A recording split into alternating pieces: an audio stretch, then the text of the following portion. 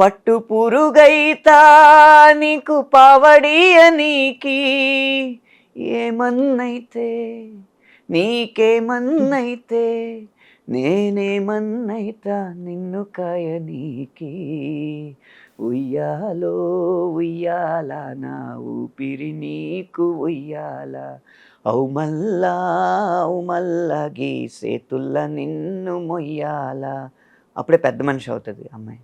ఒప్పుల కుప్ప ఉయ్యాలో ఉయ్యారి భామ ఉయ్యాలో సిగ్గుల మొగ్గ ఉయ్యాలో సింగారి బొమ్మ ఉయ్యాల ఓణీల నెమిలమ్మ రాణి లెక్కస్తుంటే ఊరు ఊరంతా ఉయ్యాలో బతుకమ్మ బతుకమ్మ ఉయ్యాలో అబ్బబ్బబ్బా! బంగారు గౌరమ్మ ఉయ్యాల సంబరాల గుమ్మ ఉయ్యాలో సల్లంగా బతుకమ్మ ఉయ్యాల నువ్వు సల్లంగా బతుకమ్మ ఉయ్యాల. అలా సంస్కృతిని కూడా పాటలో జోడించే అవకాశం వచ్చింది. అది మీ అంటే మీ క్యాన్వాస్ ఎంత పెద్దదో మస్తిష్కంలో మీకుండే పదాలు కావచ్చు, మీ ఇమాజినేషన్, మీ భావుకత అన్నీ కలగలిసి అది ఆచరణలో పెట్టే శాస్త్రి గారి పాట ఒకటి ఉంది. నటరాజు స్వామి జటాజూటిలోకి చేరకుంటే విరుచుకుపడు సురగంగకు విలువేముంది. అలాగా మీ పదాల అల్లికకి మీలోని విచక్షణ వివేకం అన్నీ తోడై కరెక్ట్గా అమర్చే నాడి పట్టుకున్నారు అనంత్ గారు మీరు. అందుకే అంత ఒక్కొక్క పాట కూడా స్పెషల్గా ఉంది. అంటే ఇప్పుడు దీనికి ఇంకో వర్షన్ రాయమన్నారు అనుకోండి, నాకున్న పదాల పరిధి వరకు రాయలేనేమో. ఈ ఉన్నది పోగు చేసి రాసింది ఆమోదించడం అనేది దర్శకుడు గొప్పతనం అంతే. అది మీకు మీరు అన్నట్టు మీకు ఆ అదృష్టం ఏంటంటే అన్ని హిట్ పాటలు పడ్డాయి, పాటలన్నీ హిట్ అయ్యాయి. అన్నీ హిట్ అవ్వలేదు, హిట్ పాటలు కూడా ఉన్నాయి.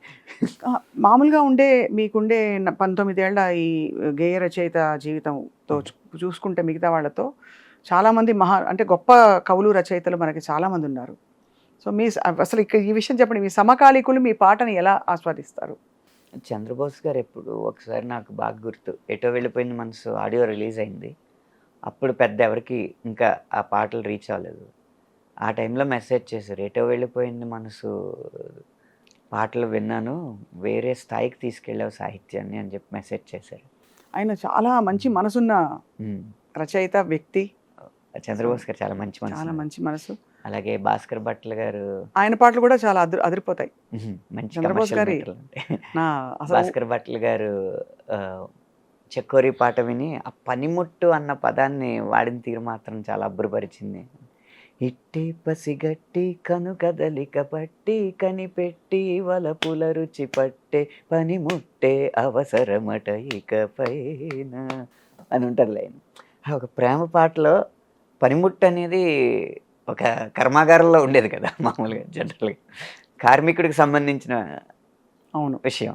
ఆ పనిముట్టుని కూడా ప్రేమ పాటలో తేవడం అనేది చాలా బాగా నచ్చిందని చెప్పారు. అలా ఎప్పుడు అంటే రచయితలకి పెద్ద ప్రొఫెషనల్ రైవలరీ, అసూయ, ఈర్ష్య, ద్వేషాలు ఉండవండి. అంటే ప్రపంచం ఏదో ఊరికి అలా అవి అన్ని ఆపాదిస్తారు. ఈ తరంలో అయితే అసలు లేవండి.